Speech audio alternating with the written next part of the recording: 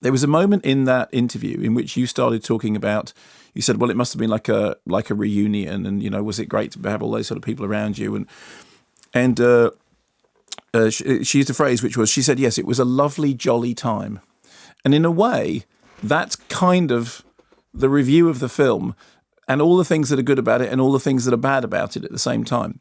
There was, I haven't read the book. I knew it was a thing because I recognised the title, but I hadn't read the book beforehand. And I think the book is epistolary, as far as I understand. I think you're right. Have you read the novel? I have not. Okay, fine. So I went into this and I'd seen the poster, and the poster sort of pretty much tells you it's got this very fine cast, and it's got this piece of handsome scenery behind it, and it's got that title, which pretty much tells you everything you need to know about the tone of the film. It's got that whimsy, it's got that quirkiness, it's got that quaintness, all of which I can take up to a point, and then beyond that, I kind of slightly lose patience with it. So just to recap the plot, she is Julia Ashton. She's a successful author. She gets a letter from a pig farmer in Guernsey, who is, I have to say, the most glamorous pig farmer I have ever seen, no doubt, in my whole life. I'm glad that she said Michiel Hoosman as well, because I would have struggled with the pronunciation, as I always do.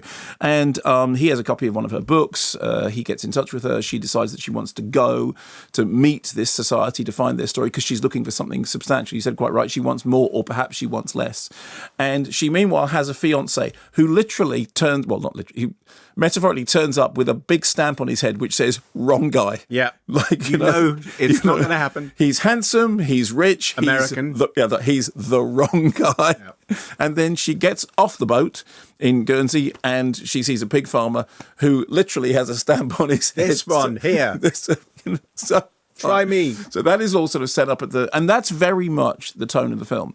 And then what happens is that as she starts knowing the society, she uncovers these secrets, and there are secrets and lies, and it's to do with love and friendship and betrayal, and everything that you would expect. I mean, it's a film of some pleasures and absolutely zero surprises.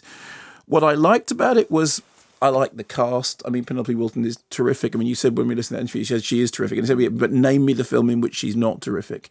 Tom Courtenay being incredibly avuncular from the first moment when he's met in the post office, doing grumpy avuncular, which very, very soon turns into lovely avuncular. The walking around the scenery that, as you quite rightly point out, is Devon and Cornwall as opposed to actually being where it's meant to be. But it's, that's nice scenery. Logistical reasons. And that the movie is being pitched to some extent to the same audience that flocked to see Exotic Marigold and made that sort of, such a big hit.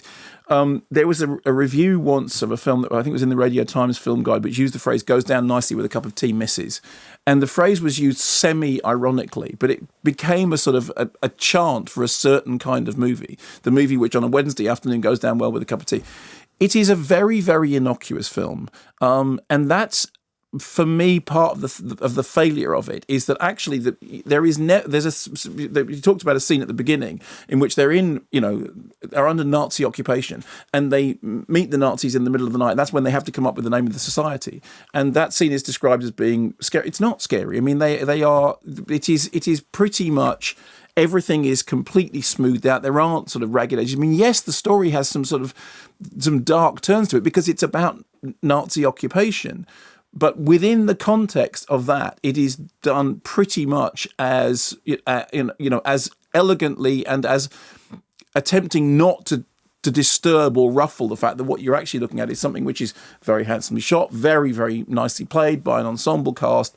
I think the script could have been sharper. I think the film needed a little bit of an edge. I mean, it was interesting that I remember just recently, there was a film called Another Mother's Son, which is set in Jersey, and starred Jenny Seagrove. And I remember going in to see that thinking that it was going to be a particular kind of film, and actually being surprised that it had more edge than I had expected. It actually turned out to be a grittier piece than I had thought it. This went completely the other way. It went absolutely to being something which was kind of fun and whimsical and quaint, but what it felt like was the lack of surprise. Just it needed something more substantial. It needed something you could sink your teeth into.